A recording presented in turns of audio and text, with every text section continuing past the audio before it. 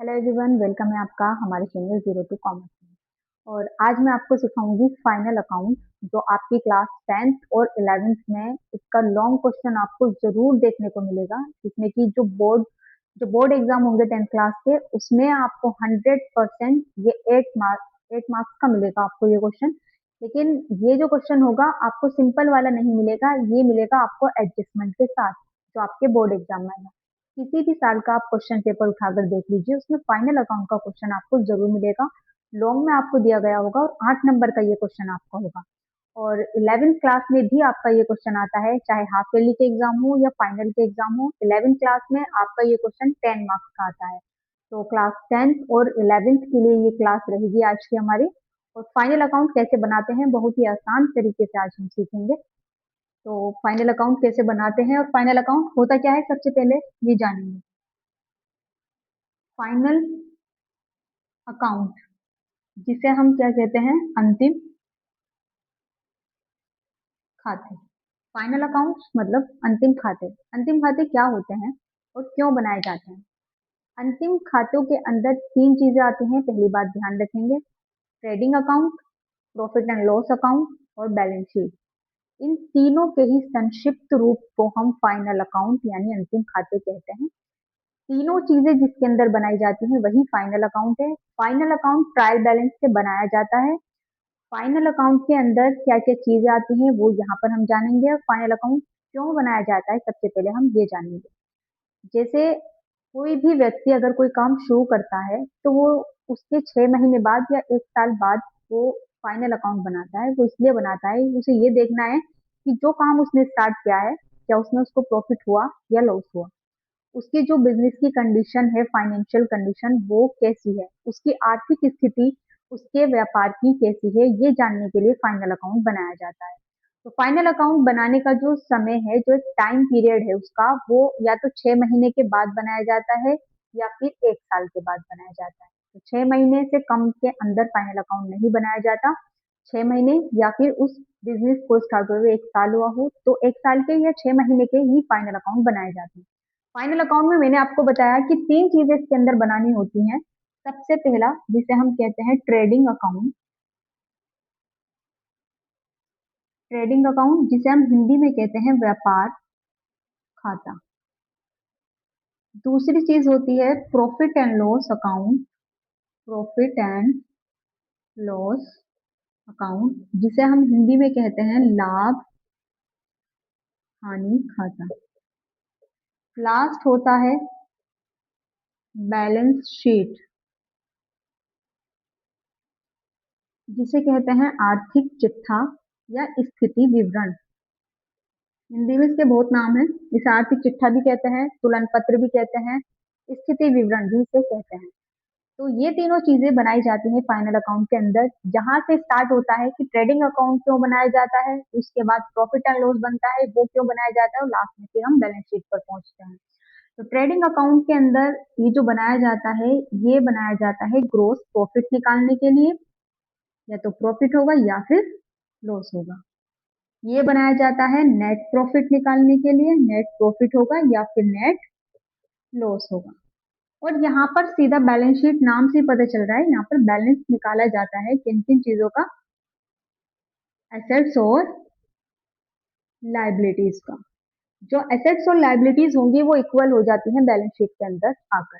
अगर ये दोनों चीजें इक्वल हैं तो आपका क्वेश्चन सही हो जाता है। और अगर बैलेंस शीट में एसेट और लाइबिलिटीज में अगर कोई डिफरेंस आ रहा है, इसका मतलब है आपने कहीं ना कहीं प्रॉफिट एंड लॉस अकाउंट बनाने में या ट्रेडिंग अकाउंट बनाने में गलती की है। तो स्टार्टिंग से ही सीखेंगे, बहुत अच्छी तरीके से आपको सीखना है कि ट्रेडिंग अकाउंट कैसे बनाया जाता है। इसके अंदर क्या चीजें आती हैं वो मैं आपको बताऊंगी। चाहे आप ये बनाएं, चाहे आप बैलेंस शीट बनाएं, सबके अंदर आपको कॉलम जो बनाने हैं वो 4 कॉलम बनेंगे। पहले हम इन दोनों की बात करेंगे, इनके लिए अलग अलग फॉर्मेट नहीं बनाएंगे, एक ही फॉर्मेट में ये बनाया जाएगा।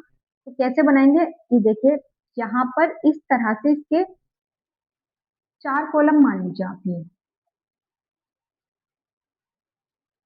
इसके अंदर क्या आएगा, यहाँ लिखेंगे हम पर्टिकुलर्स, यहाँ लिखेंगे अमाउंट, यहाँ लिखेंगे पर्टिकुलर्स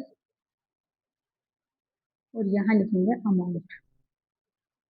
यही 4 कॉलम ट्रेडिंग अकाउंट में बनने हैं और यही 4 कॉलम इस तरह के आपके जो प्रॉफिट एंड लॉस अकाउंट बनाएंगे उसमें बनाने हैं आपको। तो इनके अंदर क्या क्या चीजें आएंगी, पहली बात ध्यान रखेंगे, इस साइड में आप जो भी लिखेंगे फर्स्ट वाले पर्टिकुलर्स में सब आप टू के नाम से लिखेंगे, और इस साइड में आप जो भी लिखेंगे उसमें आपको पहले बाय लिखना होगा, उसके बाद जो भी नाम होंगे वो आप लिखेंगे। एक क्वेश्चन आपको दिया जाएगा और उस क्वेश्चन के अंदर एक ट्राई बैलेंस आपको बना हुआ होगा, उसमें बहुत सारी चीजें होंगी, उनके नाम होंगे, उनके अमाउंट होंगे। उसके अंदर आपको 4 चीजें दी जाएंगी, 4 या 5, जिसमें आपको मैं बताऊं कि आपको दी जाएंगी उसके अंदर डायरेक्ट एक्सपेंसेस, इनडायरेक्ट एक्सपेंसेस, और उसके अंदर इनडायरेक्ट इनकम्स भी होंगी, लाइबिलिटीज होंगी और आपकी एसेट्स होंगी। मान लीजिए 5 चीजें उसके अंदर होंगी, जिसमें आपको ये पता करना है कि डायरेक्ट एक्सपेंसेस कौन से होते हैं, इनडायरेक्ट कौन से होते हैं, इनडायरेक्ट इनकम कौन सी होती हैं, और एसेट क्या चीजें हैं और लाइबिलिटीज क्या चीजें हैं। क्योंकि अगर आपने इन पांचों चीजों को जान लिया तो फाइनल अकाउंट आप सिर्फ 5 मिनट के अंदर बना देंगे। अगर आप इन चीजों के बारे में जानते हैं कि डायरेक्ट एक्सपेंसेस क्या होते हैं, इनडायरेक्ट कौन से होते हैं, इनडायरेक्ट इनकम कौन सी होती है, एसेट क्या होती है और लाइबिलिटीज क्या होती है। वो इसलिए क्योंकि जैसे मैंने यहाँ पर ये आपके सामने लिखा है पर्टिकुलर अमाउंट, पर्टिकुलर अमाउंट, चाहे आप प्रॉफिट एंड लॉस अकाउंट बनाएं या आप ट्रेडिंग अकाउंट बनाएं, ये फॉर्मेट आपको बनाना पड़ेगा। और इस फॉर्मेट में इस साइड में चीजें टू के नाम से आएंगी, इस साइड में बाय के नाम से आएंगी। यहाँ जो चीजें आएंगी वो हम क्वेश्चन में से देखकर लिखेंगे, क्वेश्चन में से उठाएंगे और लिखेंगे। आप एक क्वेश्चन है उसके अंदर बहुत सारी चीजें हैं, आपको कैसे पता चलेगा कि आपको ट्रेडिंग में क्या लिखना है उसमें से उठाकर, और प्रॉफिट एंड लॉस अकाउंट में क्या लिखना है। तो पहली बात आप ध्यान रखेंगे, ट्रेडिंग अकाउंट के अंदर जितने भी डायरेक्ट एक्सपेंसेस होते हैं वो आते हैं, और इसके अंदर जितने भी इनडायरेक्ट एक्सपेंसेस होते हैं वो सब आपके प्रॉफिट एंड लॉस अकाउंट में आते हैं, और बैलेंस शीट के अंदर आपकी एसेट्स और लाइबिलिटीज आती हैं। तो ये चीज तो हमें पता चली कि डायरेक्ट कहाँ आएंगे, इनडायरेक्ट कहाँ आएंगे। बात रही इनडायरेक्ट इनकम, 4 चीजें हो गई, 1 2 3 4, मैंने आपको 5 बताई थी। तो इनडायरेक्ट इनकम भी याद रखेंगे आप, वो भी प्रॉफिट एंड लॉस अकाउंट में आएगी। अब पहली बात क्लियर हुई कि डायरेक्ट, इनडायरेक्ट, एसेट, लाइबिलिटी सारी चीजें कहाँ कहाँ पर आनी है। अब कि टू वाली साइड में क्या चीज आएंगी, बाय वाली साइड में क्या चीज आएंगी। पहले बात कर रहे हैं हम ट्रेडिंग अकाउंट की। ट्रेडिंग अकाउंट फॉर्मेट आपके सामने है। बाय में आएगी सेल्स, सेल्स की जो भी अमाउंट दी गई होगी पहले आप उसको सेल्स के बराबर में लिखिएगा, फिर यहाँ माइनस का साइन लगाकर जो भी आपको सेल्स की रिटर्न दी गई होगी उस सेल्स रिटर्न को यहाँ से माइनस करेंगे और जो अमाउंट आएगी उसे अमाउंट के कॉलम में लिखेंगे।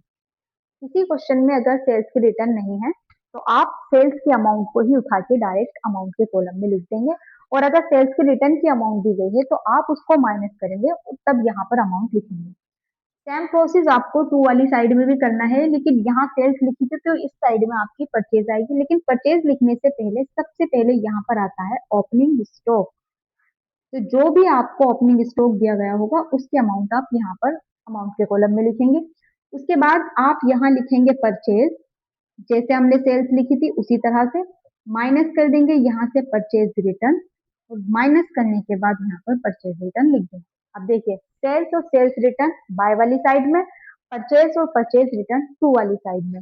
ओपनिंग स्टॉक टू में आया है तो क्लोजिंग स्टॉक कहाँ पर जाएगा, बाय वाली साइड में। यहाँ लिखेंगे बाय क्लोजिंग स्टॉक, और यहाँ पर इसके अमाउंट को हम लिख देंगे। तो ट्रेडिंग अकाउंट की जो बाय वाली साइड है वो आपकी क्लियर है कि ट्रेडिंग अकाउंट के बाय साइड में सिर्फ यही चीज आएंगी जो 3 मैंने यहाँ पर लिखी हैं, और इसकी जो टू वाली साइड है ट्रेडिंग अकाउंट की, इसमें ये 3 चीजें तो सीक्वेंस में ऐसे ही आएंगी जैसे लिखी हुई हैं। इसके अलावा क्वेश्चन को हम पढ़ेंगे और उसमें हम ढूंढेंगे कि डायरेक्ट एक्सपेंसेस कहाँ कहाँ है। जितने भी डायरेक्ट एक्सपेंसेस होंगे उन सारे डायरेक्ट एक्सपेंसेस को उठाएंगे और उनको हम टू में लिखेंगे वन बाय वन। जितनी भी चीजें होंगी ऊपर नीचे, कोई भी आप डायरेक्ट एक्सपेंसेस ऊपर नीचे कर सकते हैं। तो यहाँ पर जितने भी डायरेक्ट एक्सपेंसेस होंगे वो आएंगे। बस ये ट्रेडिंग अकाउंट का फॉर्मेट है, इसके अलावा इसमें कुछ नहीं है ट्रेडिंग अकाउंट में। ओपनिंग स्टॉक लिखनी है, परचेज, परचेज की रिटर्न, सेल्स, सेल्स में से रिटर्न को माइनस करेंगे सेल्स रिटर्न को, और बाय क्लोजिंग स्टॉक लिखेंगे। अमाउंट जो होंगे उनका टोटल करेंगे और फिर बैलेंस निकाल देंगे, वही आपका लॉस या प्रॉफिट होगा। निकालेंगे कैसे, मान लीजिए यहाँ मैं अमाउंट दे देती हूँ, यहाँ 50,000 है और यहाँ पर 10,000 है, ठीक है। ओपनिंग स्टॉक मान लीजिए ओपनिंग स्टॉक 10,000 का है, परचेज आपकी 20,000 की है, और रिटर्न माइनस करने के बाद 20 आई है मान लीजिए, और ऐसे ही यहाँ पर ये 50 आई है माइनस करने के बाद, क्लोजिंग स्टॉक 10 है। डायरेक्ट एक्सपेंसेस आपके 5,000 रुपए है।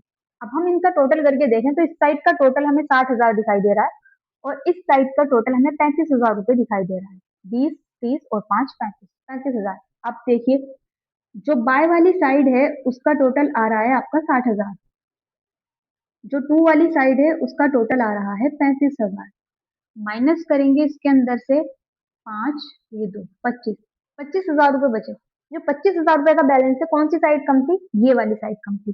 जब हमारी सेल्स वाली साइड ज्यादा होगी तो हमें प्रॉफिट है, और अगर हमारी सेल्स वाली साइड कम होगी तो हमें लॉस है। ध्यान रखेंगे, इस साइड में बैलेंस आएगा तो वो प्रॉफिट होगा, तो यहाँ हम लिखेंगे ग्रोस प्रॉफिट, और ये आया 25,000। टोटल में यहाँ भी 60 आएगा, और टोटल में यहाँ भी 60,000 रुपए ही आएगा। तो इस तरह से ट्रेडिंग अकाउंट बनेगा। सारी बात जो है वो याद करने की है कि आपको याद करने होंगे कि डायरेक्ट एक्सपेंसेस कौन से होते हैं, इनडायरेक्ट कौन से होते हैं। अभी मैं इस ट्रेडिंग अकाउंट के बाद सेम प्रोसेस इसके अंदर है प्रॉफिट एंड लॉस अकाउंट में। सेम इसका ये रहेगा, बस इसके अंदर जो इसके एक्सपेंसेस होंगे वो चेंज हो जाएंगे। जैसे यहाँ पर हमने opening stock, purchase, purchase return लिख चुके हैं, तो सीधी सी बात है कि प्रॉफिट एंड लॉस अकाउंट में sales, sales return, purchase, purchase return, opening, closing stock नहीं आएगा, क्योंकि वो आ चुका है। जो चीज एक अकाउंट के अंदर आ गई है वो दूसरे अकाउंट में नहीं आएंगी, इस बात का ध्यान रखेंगे। तो ट्रेडिंग अकाउंट की टू वाली साइड में ये चीजें और बाय में ये चीजें आएंगी। और अगर अभी मैं यहाँ पर प्रॉफिट एंड लॉस अकाउंट का नाम लिख देती हूँ, तो यहाँ प्रॉफिट एंड लॉस अकाउंट में टू वाली साइड में आएंगे सारे इनडायरेक्ट एक्सपेंसेस, और बाय वाली साइड में आएंगी इनडायरेक्ट इनकम। तो अब हम इसके बाद फॉर्मेट पे थोड़ा सा ध्यान देंगे, प्रॉफिट एंड लॉस अकाउंट पर। तो ये आपको समझ में आया होगा कि ट्रेडिंग अकाउंट कैसे बनाना है। ये डायरेक्ट एक्सपेंसेस क्या क्या होते हैं ये मैं आपको बताऊंगी, जिससे कि आपको ये याद हो जाएंगे, और फिर आप ये क्वेश्चन बहुत आराम से कर सकते हैं। तो अब हम देखते हैं profit and loss account. Profit and loss के अंदर मैं आपको इनकम्स के बारे में समझाऊंगी, क्योंकि जब मैं आपको डायरेक्ट एक्सपेंसेस और इनडायरेक्ट एक जगह लिखवा दूंगी तो आप उसको बहुत आसानी से ही डिवाइड कर लेंगे। तो यहाँ पर प्रॉफिट एंड लॉस अकाउंट कैसे बनाना है, वही एक हो जाएगा अमाउंट का कॉलम, ये पर्टिकुलर्स का कॉलम, यहाँ अमाउंट का कॉलम, और एक आ जाएगा यहाँ पर्टिकुलर्स का कॉलम। यही कॉलम आ जाएंगे 4। अब ये 4 कॉलम आ गए, यहाँ बाय वाली साइड हो गई और ये टू वाली साइड हो गई। इस साइड में आएंगे सारे इनडायरेक्ट एक्सपेंसेस,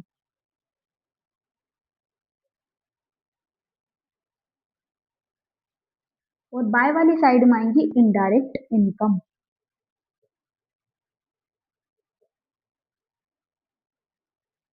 तो डायरेक्ट इनकम, इनडायरेक्ट इनकम क्या है और इनडायरेक्ट एक्सपेंसेस क्या है उसके बारे में जानना है, बाकी यही फॉर्मेट रहेगा। ठीक है, तो मैं आपको यहाँ पर जो चीजें लिखवा रही हूँ आप उसे नोट करिएगा। देखिए, इनडायरेक्ट जो एक्सपेंसेस होते हैं वो बहुत सारे होते हैं, आप कहाँ तक याद करेंगे? तो हम यहाँ पर इसको आसान बनाने के लिए एक काम करेंगे, हम करेंगे यहाँ कि जितने भी हमारे एक्सपेंसेस हैं डायरेक्ट और इनडायरेक्ट, हम करेंगे जितने भी हमारे डायरेक्ट एक्सपेंसेस हैं सिर्फ हम उन्हें लिखेंगे। डायरेक्ट एक्सपेंसेस के अलावा जो कोई भी आपको नाम नया दिखाई देगा आप मान लीजिएगा कि वो इनडायरेक्ट एक्सपेंसेस है। देखिए किस तरह से मैंने आपको बताया, फाइनल अकाउंट के लिए आपको सिर्फ 5 चीजों पर ध्यान देना है, वो 5 चीजें आपको याद होनी चाहिए। एक आपको याद रखना है डायरेक्ट एक्सपेंसेस, ठीक है। एक आपको याद रखनी है कि कौन कौन सी चीजें हैं जो हमारी क्या होती हैं, एसेट्स होती हैं।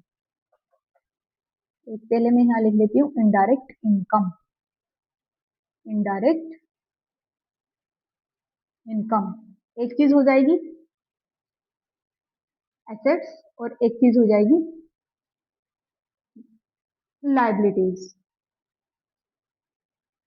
Assets, indirect income, direct expenses, ये आएंगे ट्रेडिंग अकाउंट में, ये आएगा प्रॉफिट एंड लॉस अकाउंट में।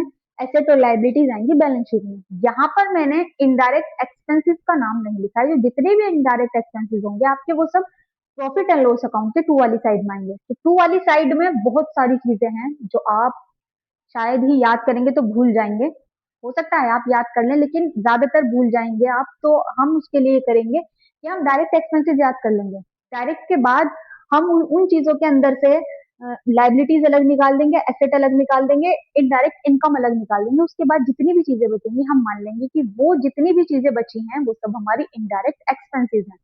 तो हमें डायरेक्ट में याद रखना है डायरेक्ट में क्या क्या चीजें हैं। डायरेक्ट में हमारी वही चीजें हो गई जो मैंने अभी आपको उसके फॉर्मेट में लिखवाई थी, purchase, purchase return, sales, sales return, closing stock, opening stock. इसके अलावा जो चीजें हैं वो एक तो हो जाएगी वेजेस, वेजेस को हम कहते हैं मजदूरी। एक आपको लिखा हुआ मिलेगा कैरेज, कैरेज को कहते हैं ढुलाई। एक आपको लिखा हुआ मिलेगा फ्रेट, जिसे कहते हैं भाड़ा। एक आपको लिखा हुआ मिलेगा ऑक्ट्री,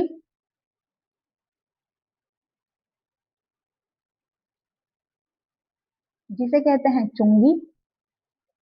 एक आपको मिलेगा आयात शुल्क, जिसे हम कहते हैं, एक इंपोर्ट के नाम से वह मिलेगा इंपोर्ट। एक इंपोर्ट होता है, एक्सपोर्ट होता है। एक्सपोर्ट इनडायरेक्ट में जाएगा और इंपोर्ट यहाँ पर आएगा। तो इंपोर्ट को लिखेंगे हम आयात। कोई भी शब्द जिसके सामने आपको उत्पादन, हिंदी में उत्पादन लिखा हुआ मिल जाए, कोई भी कोई खर्चा है और उसके साथ में उत्पादन शब्द लिखा हुआ है हिंदी में, या फिर इंग्लिश में आपको प्रोडक्शन मिलेगा लिखा हुआ, प्रोडक्शन, उत्पादन, ये शब्द अगर किसी के साथ में मिल जाए, जैसे कि उत्पादन मजदूरी, तो मतलब ये भी डायरेक्ट एक्सपेंसेस है। चाहे खाली मजदूरी लिखा हो या उत्पादन मजदूरी लिखा हो, वो डायरेक्ट एक्सपेंसेस में ही आएगी। उत्पादन व्यय हो गया, और क्या चीजें हैं आपकी, और आ गया इसके अंदर आपका oil, gas, water, light, fuel. ये सारी चीजें, इनको आप इसे ध्यान रख लीजिएगा कि किचन में जो चीजें होती हैं हमारी, ज्यादातर वही चीजों के नाम यहाँ लिखे हुए हैं, तो वो सब भी हमारे डायरेक्ट एक्सपेंसेस में आएंगे। इसके अलावा किसी भी शब्द के सामने कार्यालय लिखा हो, कार्यालय के साथ में कोई शब्द जुड़ा हुआ दे दिया, कार्यालय मतलब, सॉरी कार्यालय नहीं, कार्यालय तो इनडायरेक्ट में जाएगा, यहाँ आएगा कारखाना। कारखाना मतलब फैक्ट्री। जितने भी फैक्ट्री से रिलेटेड एक्सपेंसेस होंगे वो सब भी हमारे डायरेक्ट एक्सपेंसेस में आएंगे। जैसे कि ये लिखा हुआ मिल जाए आपको, कारखाना किराया, कारखाने का किराया यानी फैक्ट्री का रेंट है, तो फैक्ट्री का रेंट क्या कहलाएगा, फैक्ट्री का रेंट कहलाएगा कि वो एक डायरेक्ट एक्सपेंसिस है। लेकिन अगर फैक्ट्री की जगह यहाँ पर कार्यालय शब्द लिखा हुआ होगा, कार्यालय को कहते हैं ऑफिस, ऑफिस का रेंट है तो वो इनडायरेक्ट हो जाएगा। तो ध्यान रखेंगे कार्यालय और कारखाना दोनों अलग अलग चीजें हैं, एक डायरेक्ट में जाएंगी और एक इनडायरेक्ट में जाएगा। तो जितने भी मैंने नाम अभी आपके सामने लिखे हैं, तो ये सभी चीजें हमारी किसके अंदर जाएंगी, ये जाएंगी हमारी डायरेक्ट एक्सपेंसेस में। और डायरेक्ट एक्सपेंसेस कहाँ आते हैं, ट्रेडिंग अकाउंट के टू वाली साइड में। जिसका कारखाना फैक्ट्री वह हो गया, ये सारी चीजें। और इसके अलावा अगर निर्माणी शब्द भी किसी के साथ में लिखा हुआ है, निर्माणी, तो ये भी किस में जाएगा, ये जो शब्द मैं आपको यहाँ पर लिख कर बता रही हूँ, ये आपको पहचान करनी है उन चीजों की कि ये चीजें हमारी डायरेक्ट एक्सपेंसेस हैं। और डायरेक्ट एक्सपेंसेस जितने भी हमारे होते हैं वो सब ट्रेडिंग अकाउंट की टू वाली साइड में आते हैं।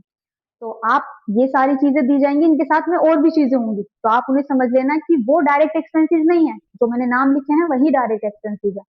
इसके अलावा डायरेक्ट में, जैसे यहाँ पर कैरिज है जो कंफ्यूज करती है ज्यादातर बच्चों को, कैरिज अलग अलग नामों से आती है, मतलब अलग अलग तरीके से। खाली ढुलाई लिखा हुआ है, कैरिज बोलेंगे, डायरेक्ट एक्सपेंसेस है। ढुलाई के साथ कभी कभी ये शब्द लिखा हुआ मिल जाएगा आंतरिक, आंतरिक ढुलाई, कैरिज इनवर्ड, इनवर्ड वाली चीजें भी किसमें आएंगी, डायरेक्ट में आएंगी। ठीक है, तो याद रखेंगे अगर किसी के साथ में इनवर्ड दिया गया है तो इनवर्ड वाली चीजें भी डायरेक्ट में आएंगी, आउटवर्ड होगा तो वो इनडायरेक्ट में चली जाएंगी। इसके अलावा कभी आपको ये मिलेगा क्रय पर ढुलाई, तो याद रखना है क्रय यानी purchase, carriage on purchase, purchase on carriage, अगर ऐसा कुछ दिया गया है तो वो भी किसमें जाएगा, डायरेक्ट एक्सपेंसेस में। तो जितने भी नाम मैंने अभी आपके सामने लिखे हैं ये सभी डायरेक्ट एक्सपेंसेस हैं। अब हम बात करेंगे कि इनडायरेक्ट इनकम क्या होती है। इनडायरेक्ट इनकम, इनडायरेक्ट इनकम में सबसे पहले तो आता है ग्रोस प्रॉफिट। इनडायरेक्ट इनकम में वो सभी चीजें आएंगी जो हमारी प्रॉफिट होंगी। ग्रोस प्रॉफिट को हम हिंदी में कहते हैं सकल लाभ। ये वो चीजें हैं जो इनडायरेक्ट इनकम है, और इनडायरेक्ट इनकम आती है प्रॉफिट एंड लॉस अकाउंट के बाय वाली साइड में। प्रॉफिट एंड लॉस अकाउंट के टू वाली साइड में क्या आता है, टू वाली साइड में आते हैं इनडायरेक्ट एक्सपेंसेस, और बाय वाली साइड में आती हैं इनडायरेक्ट इनकम। इनकम वो होंगी जो मैं आपको यहाँ लिखवा रही हूँ, और इनडायरेक्ट एक्सपेंसेस वो होंगे जो मैं यहाँ आपको नहीं लिखवाऊंगी। तो आप समझ जाइएगा, जितनी भी चीजें मैं यहाँ लिखवाऊंगी उनके अंदर से कोई भी चीज इनडायरेक्ट एक्सपेंसेस नहीं होगी। और indirect expenses profit and loss account के टू वाली साइड में आएंगे, बाय वाली साइड में उसकी इनकम आएंगी। इनकम कम होती है तो उन्हें हम याद कर लेंगे, एक्सपेंसेस को हम याद नहीं करेंगे। तो ग्रोस प्रॉफिट आएगा,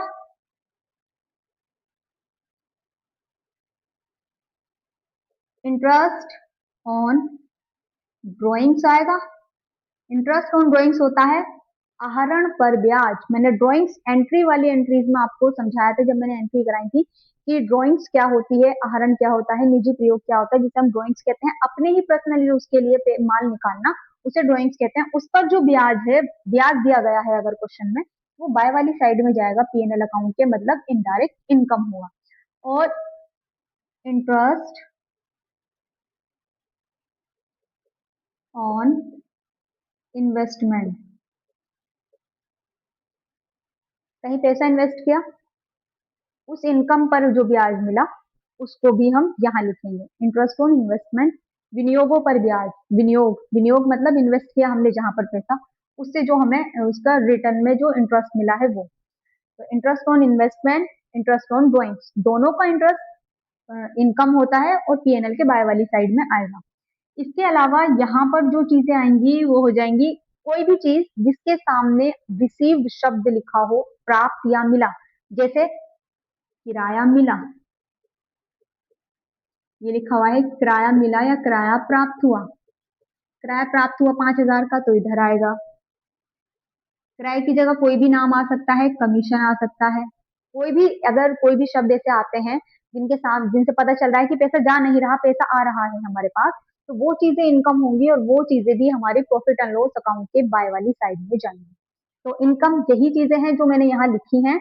इनके अलावा यहाँ पर नाम और भी हो सकते हैं, अदर बहुत सारे नाम हैं जिनके सामने रिसीव्ड शब्द या प्राप्त या मिला, ये ऐसे आपको लिखे हुए मिल जाएंगे, तो वो आप यहाँ पर लिख देंगे। इसके अलावा आय के नाम से अगर आय लिखा हुआ है, आय का तो नाम ही इनकम होता है, तो अगर ये इनकम कहीं पे भी लिखा हुआ है किसी भी तरह से कि विविध आय, विविध प्राप्तियां, ऐसे हिंदी में लिखा हुआ मिलेगा, तो आप वो भी other income, other receivable, income received, ये सारी चीजें आप यहाँ पर बाय वाली साइड में उसको लिख देंगे। तो ये चीजें तो हो गई हमारी डायरेक्ट एक्सपेंसेस, ये चीजें हो गई हमारी इनडायरेक्ट इनकम। अब बात आती है एसेट्स क्या होती हैं, लाइबिलिटीज क्या होती हैं। एसेट्स वो चीजें, ध्यान में ऐसे याद रखिएगा कि कोई भी ऐसी चीज जो कैश हो, पैसे में हो, या कोई भी ऐसी चीज जिसे हम बेच दें या जिसके रिटर्न में हमारे पास पैसा आ जाए, वो सारी चीजें संपत्तियां होती हैं। संपत्तियों को हम कहते हैं एसेट्स। और वो चीजें, लाइबिलिटीज वो चीजें होती हैं जिनका हमें पेमेंट करना होता है। एसेट से जिन चीजों का पेमेंट किया जाता है वही चीजें लाइबिलिटीज होती हैं। लाइबिलिटीज में सबसे पहले आती है कैपिटल। कैपिटल के बाद इस साइड में आएगा लोन, क्योंकि लोन का पेमेंट करना होगा। बिल्स आएंगे, बिल्स दो तरह के होते हैं, इस साइड में आएंगे बिल्स पेबल, जो बिल्स हमें पे करने हैं, वो जिनका पेमेंट करना है वो बिल्स आएंगे यहाँ पर। बैंक ओवरड्राफ्ट, बैंक ओवरड्राफ्ट क्या होता है, बैंक ओवरड्राफ्ट होता है हमारा करंट अकाउंट है और हमारे अकाउंट में इतना पैसा नहीं है लेकिन हमें ज्यादा पैसा चाहिए, मान लीजिए 50 है, हमें 1 लाख चाहिए, तो एक ड्राफ्ट बना के जब बैंक हमें वो 1 लाख रुपए हमें देता है, तो वही चीज होती है बैंक ओवरड्राफ्ट। जो पैसा बाद में हमारा उसमें अकाउंट में से काट लिया जाता है, लेकिन उस टाइम जो जितना पैसा हमारे बैंक में होता है उससे ज्यादा हमें मिल जाता है, हमें ज्यादा की जरूरत है तो ज्यादा मिल जाता है, तो वही चीज बैंक ओवरड्राफ्ट है। इसका भी पेमेंट करना ही पड़ता है, इसलिए ये भी यहाँ पर आएगा। लोन हो गया, bills payable, bank, bank overdraft. एक यहाँ पर आएगा क्रेडिटर्स। क्रेडिटर्स क्या होते हैं, हिंदी में हम इन्हें कहते हैं लेनदार। क्रेडिटर्स होते हैं हमने किसी से माल खरीदा है, जब किसी को हमने माल बेचा है या किसी से हमने माल खरीदा है उधार में, तो जब हम माल उधार खरीदते हैं तो हमें पेमेंट करना पड़ता है, क्योंकि हमने उधार माल खरीदा है, हम पैसे देंगे तो हम क्या कहलाएंगे, क्रेडिटर। और जब माल हमने उधार में बेचा है तो वो होते हैं डेटर्स, जिन्हें हमने उधार में माल बेचा, ये हमारे डेटर्स हैं, वो हमें पैसा देंगे। और क्रेडिटर्स को हमें पैसा जो होगा वो पेमेंट करना पड़ेगा। तो यहाँ भी पेमेंट की बात है, यहाँ पेमेंट, यहाँ पेमेंट, कि जहां जहां चीजों की पेमेंट की बात आएगी वो चीजें लाइबिलिटीज होंगी। ठीक है। यहाँ पर कोई भी चीज जो आउटस्टैंडिंग है, जिसका पेमेंट अभी बाकी है, मिला नहीं है, काम कर चुके हैं हम, लेकिन हमें उस चीज का पैसा नहीं मिला है, आउटस्टैंडिंग है, उस चीज का भी पेमेंट करना पड़ेगा। तो आउटस्टैंडिंग वाली चीजें भी यहीं पर आएंगी। तो याद रखेंगे, loan, bills payable, bank, bank overdraft, और ये बैंक ओवरड्राफ्ट, क्रेडिटर्स, और आउटस्टैंडिंग एक्सपेंसेस, या आउटस्टैंडिंग एक्सपेंसेस होते हैं, याद रखिएगा। और ये बैंक अलग नहीं है, इसके साथ में ही है बैंक ओवरड्राफ्ट, क्योंकि खाली बैंक जो है वो कैश से रिलेटेड हो जाएगा, और कैश से रिलेटेड वाली चीजें मैंने आपको किसमें बताई हैं, एसेट्स में बताई हैं। तो यहाँ पर हमने लाइबिलिटीज की बात की है, इनडायरेक्ट एक्सपेंसेस की बात की है, और इनडायरेक्ट इनकम की और डायरेक्ट एक्सपेंसेस की। यहाँ अभी मैंने इनडायरेक्ट एक्सपेंसेस की बात नहीं की है। तो अब हम एसेट्स की बात करते हैं। एसेट्स में क्या क्या चीजें आएंगी? एसेट्स में आएगा कैश, एसेट्स में आएगा बैंक, एसेट्स में आएगा फर्नीचर, एसेट्स में आएगी बिल्डिंग, इसी के अंदर आएगी गुडविल। गुडविल क्या होती है? गुडविल होती है रेपुटेशन, किसी चीज की अच्छी, किसी का मतलब नाम है किसी चीज में, और उसका जो पैसा हमें मिलता है। जैसे मान लीजिए किसी की कोई शॉप है, बहुत ही फेमस है, उसका नाम इतना फेमस है कि लोग दूर दूर से उस दुकान पर आते हैं माल खरीदने के लिए, लेकिन वो दुकान किसी को, अपनी दुकान को वो बेच रहा है। तो जैसे मान लीजिए वो अपनी दुकान को वहां 50 लाख में बेच रहा है, तो अगर वो अपने नाम के साथ वो दुकान बेचता है तो उसकी दुकान की जो वैल्यू है वो ज्यादा है, उसके नाम की वैल्यू जो है वो ज्यादा है। वो दुकान 50 लाख की जगह सामने वाला उसके नाम के साथ जब उसे खरीदता है तो वो 75 लाख में खरीद रहा है। तो 50 लाख की दुकान है, 75 लाख में खरीद रहा है, 25 लाख रुपए जो हुए वो किस चीज के हुए? उसकी गुडविल के। तो गुडविल वो चीज होती है। तो यहाँ पर गुडविल भी एसेट्स के अंदर आएगी, बिल्डिंग आएगी, कैश आएगा, बैंक आएगा। वहां क्रेडिटर्स आया था तो यहाँ पर डेटर्स आएंगे। क्लोजिंग स्टॉक यहाँ पर भी आएगा, क्योंकि बचा हुआ माल भी एक ऐसी चीज होती है कि हम बेचे तो पैसा आ सकता है उससे भी। क्लोजिंग स्टॉक, क्योंकि लास्ट में बचा हुआ माल, तो क्लोजिंग स्टॉक भी आएगा। कैश, बैंक, फर्नीचर, बिल्डिंग, और गुडविल हो गया,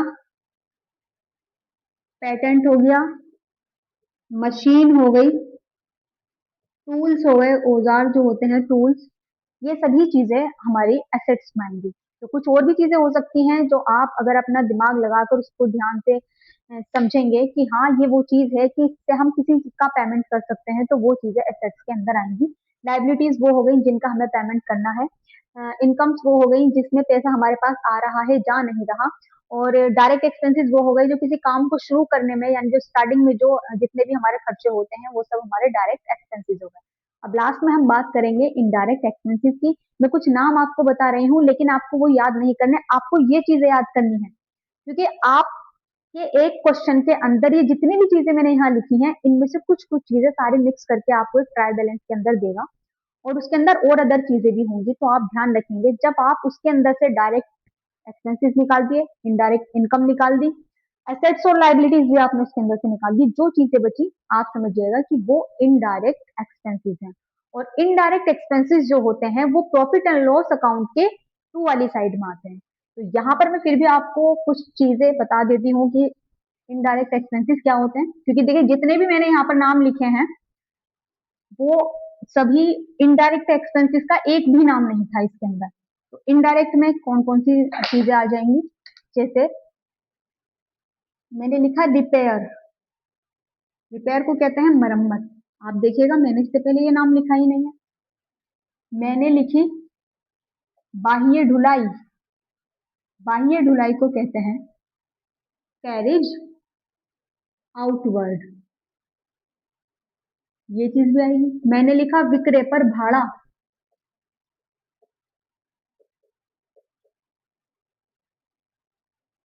इसको हम क्या लिखेंगे? Freight on sales. तो ये सारी चीजें, salary, rent, tax, commission, interest,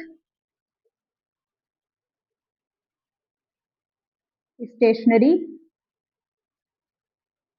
insurance, bad debts,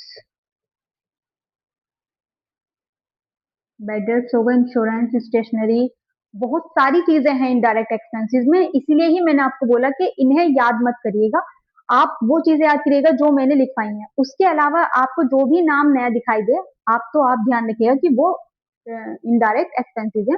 और ये जितनी भी चीजें मैं यहाँ पर लिख रही हूँ, ये सब आपके प्रॉफिट एंड लॉस अकाउंट के टू वाली साइड में लिखी जाएंगी, इनमें से कोई भी चीज अगर आपको दी जाती है। इसके अलावा और भी बहुत सारी चीजें हैं, तो ध्यान रखिएगा। और इन चीजों को भी ध्यान रखिएगा, जैसे मैंने यहाँ पर कमीशन लिखा, इंटरेस्ट लिखा, स्टेशनरी लिखा, और इंश्योरेंस लिखा, या रेंट लिखा, सैलरी लिखा, अगर इनके सामने रिसीव्ड में लिख दूं, रिसीव्ड, इसका मतलब हो जाएगा फिर ये क्या बन जाएंगी, ये चीजें इनकम बन जाएंगी। इनडायरेक्ट एक्सपेंसेस इनडायरेक्ट इनकम बन जाएगा, और जब इनकम बन जाता है तो वो प्रॉफिट एंड लॉस के बाय वाली साइड में आता है। बाय वाली साइड में इनडायरेक्ट इनकम, टू वाली साइड में इनडायरेक्ट एक्सपेंसिव। तो याद रखिएगा, अगर इनके सामने हिंदी में प्राप्त शब्द लिखा हुआ है या इंग्लिश में रिसीव्ड लिखा हुआ है तो ये इनकम है, और अगर इनके सामने रिसीव्ड नहीं लिखा हुआ है तब ये एक्सपेंसिव है। तो ये प्रॉफिट एंड लॉस अकाउंट का और ट्रेडिंग अकाउंट का बैलेंस शीट का एक बेस था, जो आपको पता होना चाहिए कि पांच चीजें आपको याद रखनी है। डायरेक्ट एक्सपेंसेस क्या होते हैं, इनडायरेक्ट क्या होते हैं, इनडायरेक्ट इनकम क्या होती है, एसेट्स क्या होती हैं, लाइबिलिटीज क्या होती हैं। बैलेंस शीट में एसेट और लाइबिलिटीज आती हैं, प्रॉफिट एंड लॉस अकाउंट में इनडायरेक्ट इनकम और इनडायरेक्ट एक्सपेंसेस आते हैं, और प्रॉफिट ट्रेडिंग अकाउंट के अंदर डायरेक्ट एक्सपेंसेस आते हैं। तो ये सारी चीजें थी। अब मैं आपको इससे क्वेश्चन कराकर दिखाऊंगी कि किस तरह से फाइनल अकाउंट का क्वेश्चन हम करेंगे। उसके बाद जो हम स्टार्ट करेंगे एडजस्टमेंट होंगी, जो मोस्ट मोस्ट इंपॉर्टेंट है, क्योंकि एडजस्टमेंट का ही क्वेश्चन आपका एग्जाम में पूछा जाता है। तो लेकिन एडजस्टमेंट आप कैसे अप्लाई करेंगे उससे पहले आपको फाइनल अकाउंट बनाना आना चाहिए। ये फाइनल अकाउंट के अंदर ही तो आप एडजस्टमेंट करेंगे, तो इसलिए एडजस्टमेंट सीखने से पहले आपको फाइनल अकाउंट सीखना है। तो चलिए अब हम एक क्वेश्चन लेते हैं, और मैं आपको एक क्वेश्चन पहले लिखवाऊंगी, आप उसको कॉपी करिएगा। कॉपी करने के बाद हम उसे तीनों ही चीजें बनाकर देखेंगे, ठीक है। तो यहाँ पर हमने लिया है एक क्वेश्चन फाइनल अकाउंट का, तो ये क्वेश्चन हम सॉल्व करेंगे उन्हीं चीजों को ध्यान में रखकर जो मैंने अभी आपको सिखाई है। तो सबसे पहले यहाँ पर हम इस क्वेश्चन से बनाएंगे ट्रेडिंग अकाउंट। तो जितनी भी इंफॉर्मेशन यहाँ पर दी गई है आप देख सकते हैं, पूंजी है, स्टॉक है, मजदूरी, ढुलाई, ईंधन, ये सभी चीजें आपको दी गई हैं। जो यूपी बोर्ड के बच्चे हैं उन्हें सारी चीजें हिंदी में देखने को मिलेंगी, लेकिन फाइनल अकाउंट हो, एंट्रीज हो, कोई भी चीज हो, आप बनाते इंग्लिश में ही है। बोर्ड एग्जाम में आपको ये दोनों ही लैंग्वेज में मिलेगा, जिसमें हिंदी इंग्लिश दोनों ही होंगे, लेकिन आपकी जो बुक है वो, जो गवर्नमेंट की जो बुक लगी हुई है इस टाइम, वो हिंदी में ही है, और आपको बनाने ये इंग्लिश में ही होते हैं। तो आप किस तरह से बनाएंगे, सबसे पहले हम बनाएंगे ट्रेडिंग अकाउंट। ध्यान से देखिएगा और समझिएगा, ट्रेडिंग अकाउंट, और इसी के साथ में प्रॉफिट एंड लॉस अकाउंट भी साथ में ही बनाऊंगी। तो किस तरह से बनाना है, देखिए वही कॉलम बनेंगे।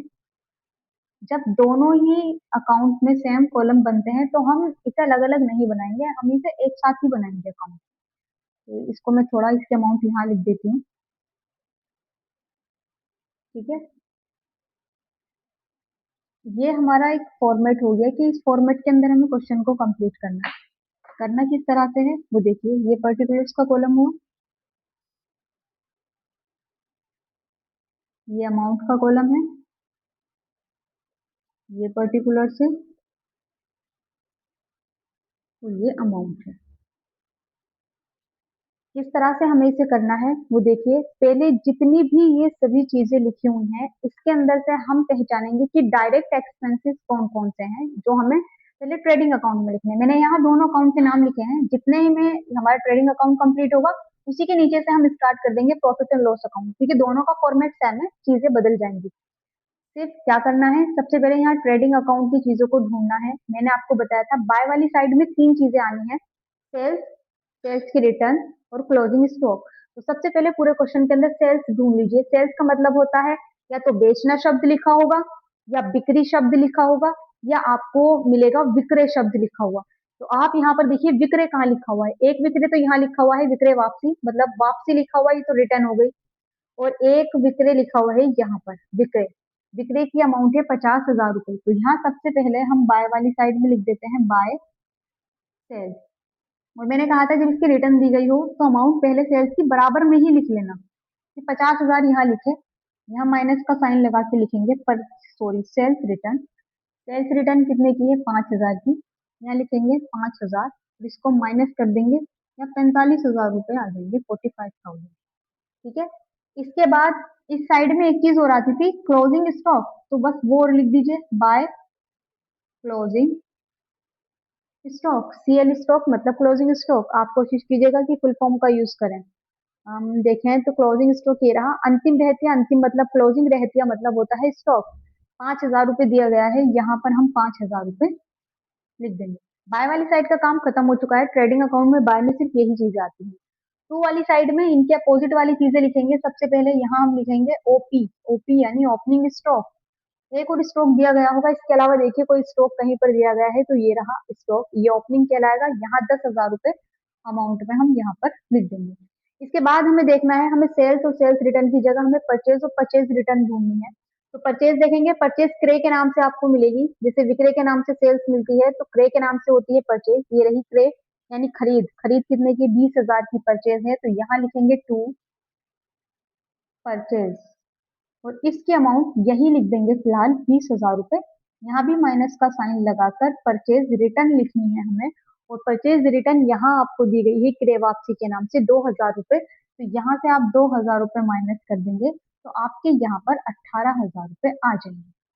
अब ये तो बेसिक सी चीजें हुई जो तीन तीन चीजें दोनों साइड में आती हैं, ये एक दूसरे के अपोजिट, वो आपने लिख दी। अब हम इसके अंदर से क्या करेंगे? ढूंढेंगे डायरेक्ट एक्सपेंसेस। डायरेक्ट एक्सपेंसेस जो मैंने आपको लिखवाए थे वो चीजें आपको ध्यान में अब रखनी है। तो मैंने मजदूरी, यहाँ से हम पढ़कर देखेंगे मजदूरी, एक तो ये डायरेक्ट एक्सपेंसेस है। धुलाई भी मैंने आपको बताया था डायरेक्ट एक्सपेंसेस है। ईंधन भी मैंने आपको फ्यूल बताया था, फ्यूल भी डायरेक्ट एक्सपेंसेस है। पानी और गैस भी डायरेक्ट है। वेतन मैंने आपको डायरेक्ट में नहीं लिखवाया था, किराया भी नहीं लिखवाया था।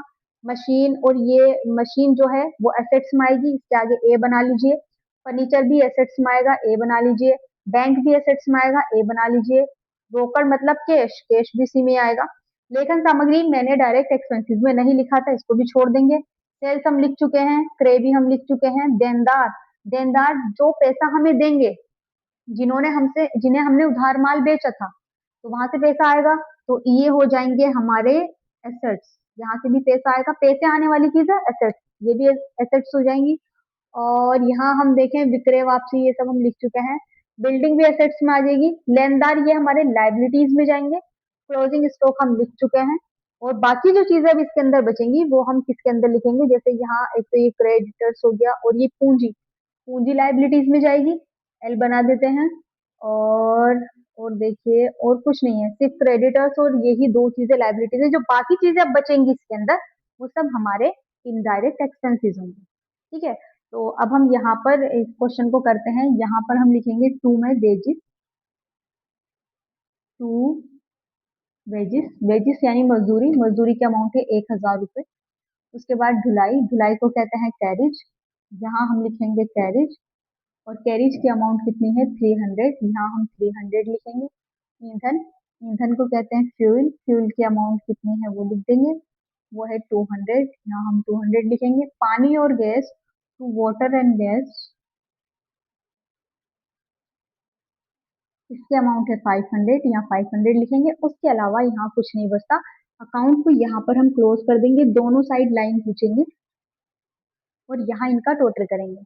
45,000 में 5,000 जोड़ देंगे तो यहाँ आ जाएगा 50,000। अब हम इस साइड का टोटल करेंगे, 10,000 है और यहाँ पर हमारा 18,000 है। इन दोनों को हम प्लस करेंगे, 28,000 हो जाएगा। 28 के अंदर 1,000 जोड़ देंगे, 28 29,000 हो जाएगा, और ये हो गया 30, ये हो गया पूरा 30,000। तो यहाँ पर इस साइड का टोटल हमने देखा कि 30,000 है और इस साइड का टोटल हमारा 50,000 है। सेल्स वाली साइड ज्यादा है, सेल्स वाली साइड का जो टोटल है, यहाँ पर एक बार मैं आपको लिखकर दिखा देती हूँ। जो बाय वाली साइड है उसका टोटल है 50, और जो आपकी टू वाली साइड है उसका टोटल है 30। माइनस करेंगे तो 20,000 रुपये बच रहा है। ये 20,000 रुपये जो है यही हमारा क्या निकल कर आ रहा है? यही प्रॉफिट है। ये प्रॉफिट यहाँ लिखा जाएगा, टू ग्रोस प्रॉफिट। और यहाँ लिख देंगे हम 20,000 रुपए। अब यहाँ का टोटल भी 50 हो गया और सामने वाली साइड का टोटल भी 50 हो गया। तो इस तरह से आप दोनों साइड का टोटल करेंगे, ज्यादा वाली टोटल में से कम वाले टोटल को माइनस करेंगे। माइनस करने के बाद जो अमाउंट आएगी वही आपका लॉस या प्रॉफिट होगी। अगर ये साइड डाउन जाती है तो ये साइड में प्रॉफिट होगा, और अगर ये साइड डाउन जाती है तो तब हम यहाँ पर ग्रोस लॉस लिखेंगे और यहाँ अमाउंट लिख देंगे जो भी बैलेंस निकल कर आएगा। जब आप इस तरह से बनाएंगे ये अकाउंट कंप्लीट हो जाएगा। इसके नीचे आप डबल लाइन कर दीजिएगा, और डबल लाइन करने के बाद आप इसी के नीचे से स्टार्ट कर सकते हैं प्रॉफिट एंड लॉस अकाउंट। या ग्रोस प्रॉफिट के नीचे आप लिखेंगे ट्रांसफर टू पीएनएल अकाउंट, क्योंकि जो इसका प्रॉफिट है वो पीएनएल अकाउंट में ट्रांसफर हो जाता है। ट्रांसफर टू पीएनएल अकाउंट यानी प्रॉफिट एंड लॉस अकाउंट। ये अगर प्रॉफिट निकलता है ट्रेडिंग अकाउंट में तो वो पीएनएल के बाय वाली साइड में जाएगा, और अगर लॉस निकलता है जो इस साइड में लिखा जाएगा वो यहाँ से ट्रांसफर होकर इस साइड में आएगा। तो यहाँ प्रॉफिट है, ये प्रॉफिट इस साइड में चला जाएगा। अब मान लीजिए जहां मैंने डबल लाइन की है उस डबल लाइन के नीचे से आपका profit and loss account start हो गया है, तो यहाँ हम लिखेंगे बाय ग्रॉस प्रॉफिट जीपी। कितना आया? 20,000। ये 20,000 यहाँ आ जाएंगे। ऊपर की बात खत्म हो गई, वो क्लोज हो चुका है अकाउंट। अब यहाँ पर हमें क्या करना है, इनडायरेक्ट इनकम अगर क्वेश्चन में दी गई है तो यहाँ लिखेंगे, अगर इनडायरेक्ट एक्सपेंसेस जो दिए गए हैं वो यहाँ लिखेंगे। अब यहाँ पर हमने देखा सबके आगे मैंने कुछ ना कुछ लिख दिया था, एल और ए लिख दिया था, लाइबिलिटीज है ये एसेट्स है। जिसके आगे नहीं लिखा था वो थी सैलरी। तो एक तो इनडायरेक्ट एक्सपेंसेस में आ जाएगी सैलरी, इनडायरेक्ट एक्सपेंसेस में आ जाएगा रेंट। इनकी अमाउंट लिखेंगे 1,500। इसके अलावा और कोई चीज, लेखन सामग्री, लेखन सामग्री भी हमारी इनडायरेक्ट एक्सपेंसेस है, इसको लिखेंगे टू स्टेशनरी। लेखन सामग्री होती है स्टेशनरी, स्टेशनरी की अमाउंट है 100। इसके अलावा और देख लेंगे कोई हमारे इनडायरेक्ट एक्सपेंसेस तो कहीं छूट रहा है, तो कुछ भी नहीं है ऐसा जो मुझे दिखाई नहीं दे रहा है, ऐसा कुछ नहीं है। ये बाकी सारी चीजें कंप्लीट हो चुकी हैं। 20,000 इस साइड का टोटल है, और इस साइड का अब हम टोटल करेंगे। इस साइड का टोटल हमारा 1600 है, 1,500 और 100 प्लस करेंगे 1,600 रुपए आ रहा है, और इस साइड में आ रहा है 20,000। तो यहाँ अकाउंट क्लोज कर देंगे। यहाँ हम टोटल में इधर भी 20,000 लिख देंगे और इधर भी हम 20,000 लिख देंगे। हम क्या करेंगे, 20,000 में से इस साइड जो टू वाली साइड का जो टोटल था उसे माइनस कर देंगे। ये 18,400 रुपए बचे हैं। अब भी यही वाली साइड ज्यादा है। जब भी बाय वाली साइड ज्यादा होगी टू वाली साइड कम होगी, प्रॉफिट होगा। यहाँ लिख देंगे टू। यहाँ से जो निकलता है वो नेट प्रॉफिट होता है, याद रखेंगे। प्रॉफिट एंड लॉस अकाउंट से नेट प्रॉफिट निकलता है, ट्रेडिंग अकाउंट से ग्रोस प्रॉफिट निकलता है। और प्रॉफिट यहाँ निकल कर आया है 18,400 रुपए का। और यहाँ हमने लिखा था ट्रांसफर टू पीएनएल अकाउंट यानी प्रॉफिट एंड लॉस अकाउंट, और यहाँ पर हम लिखेंगे ट्रांसफर टू कैपिटल अकाउंट।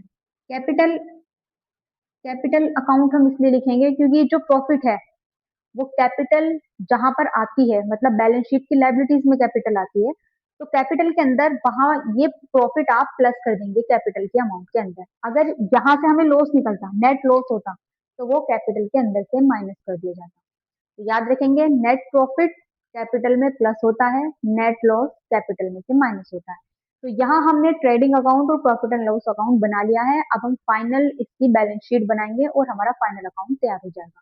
तो आप इसे कॉपी कर सकते हैं। इसके बाद अब मैं यहाँ बनाऊंगी बैलेंस शीट। ध्यान रखिएगा, हमारा जो नेट प्रॉफिट है वो निकल कर आया है 18,400 रुपए। वो हम यहाँ बैलेंस शीट के अंदर लेकर आएंगे। तो अब हम यहाँ बनाएंगे बैलेंस शीट। तो देखिए बैलेंस शीट कैसे बनाते हैं। बैलेंस शीट के लिए जो कॉलम बनेंगे, यहाँ बनेगा लाइबिलिटीज का कॉलम। पहला कॉलम लाइबिलिटीज का होता है, याद रखिएगा। उसके बाद यहाँ बनेगा अमाउंट का कॉलम। अमाउंट के बाद यहाँ बनेगा एसेट्स का कॉलम, और एसेट्स के बाद यहाँ पर भी लास्ट में किसका बनेगा, अमाउंट का कॉलम। तो ये बैलेंस शीट के कॉलम होंगे 4। ठीक है, ये बैलेंस शीट के कॉलम है। ये आपको बैलेंस शीट बनानी है, और बैलेंस शीट में सबसे पहले कैपिटल यहाँ लिखी जाती है लाइबिलिटीज वाली साइड में। कैपिटल लिखा, अमाउंट है 50,000, यहाँ पर कैपिटल के अमाउंट हमने 50,000 रुपए लिख दी।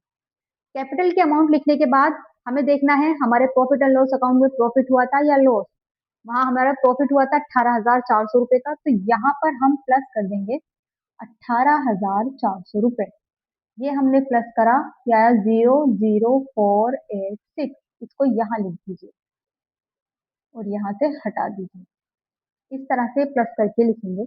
इसके अलावा आप देखिए, जहां जहां मैंने एल बनाया था, लाइबिलिटीज क्या होती है, क्रेडिटर्स होते हैं एक तो क्रेडिटर्स लिख देंगे, 5,000 के क्रेडिटर्स थे। इसके अलावा आप देख लीजिए, अगर कोई भी चीज आपको दिखाई दे रही है, कहीं पर बैंक ओवरड्राफ्ट लिखा है या लोन लिखा है या फिर आपका बिल्स पेबल लिखा है, ऐसे कोई भी चीज क्वेश्चन में नहीं दी गई है, तो सिर्फ हम मानेंगे कि लाइबिलिटी सिर्फ यही थी।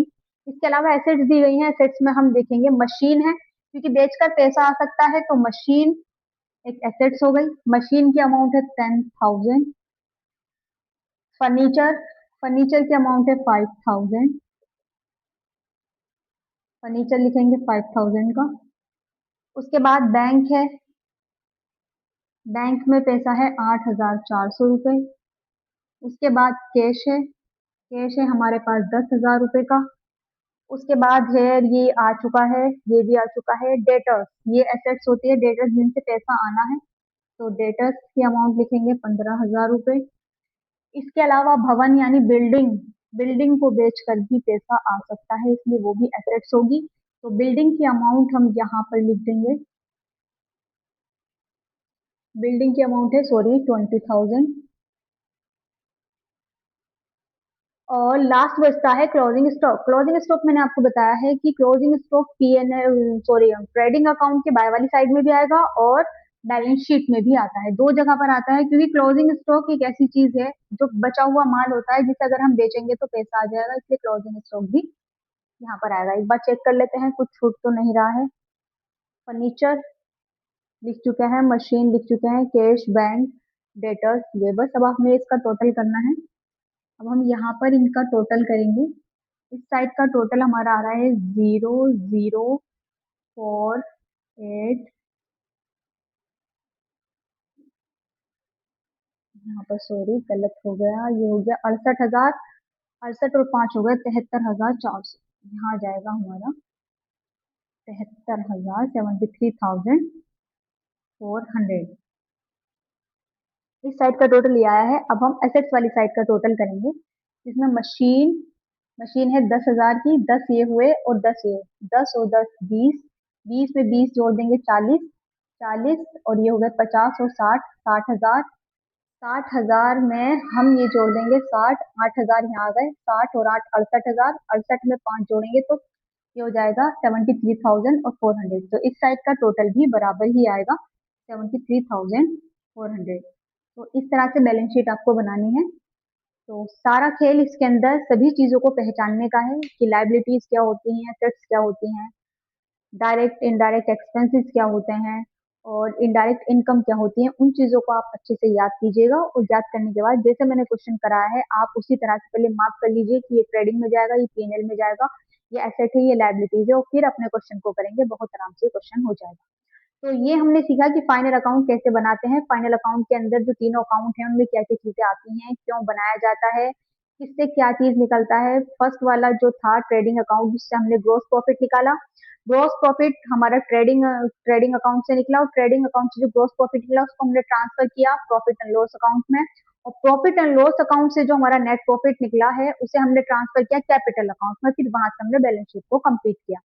तो ये क्वेश्चन हो सकता है आपके एग्जाम में सिंपल क्वेश्चन पूछा जाए तो इस तरह का क्वेश्चन आपका आ सकता है, वरना आपको सीखनी होंगी एडजस्टमेंट, जो मैं आपको अपनी नेक्स्ट क्लास में सिखाऊंगी। मोस्ट इंपॉर्टेंट चैप्टर है, उस चैप्टर में से चाहे आपका थ्योरी का क्वेश्चन आए या आपका ये न्यूमेरिकल का क्वेश्चन आए, इसके साथ एडजस्टमेंट लग कर आएंगी। तो एडजस्टमेंट क्या होती है वो मैं आपको नेक्स्ट वीडियो में बताऊंगी, और ये भी बताऊंगी कि एडजस्टमेंट को हम फाइनल अकाउंट के अंदर एडजस्ट कैसे करते हैं। तो एडजस्टमेंट के लिए आपको फाइनल अकाउंट का सीखना बहुत जरूरी था, जो हम आज की वीडियो से आप अच्छे से सीख गए होंगे। तो अगर आपको मेरी वीडियो अच्छी लगी हो तो लाइक, कमेंट और शेयर कीजिएगा। मैं मिलती हूँ आपसे नेक्स्ट वीडियो में एडजस्टमेंट के साथ।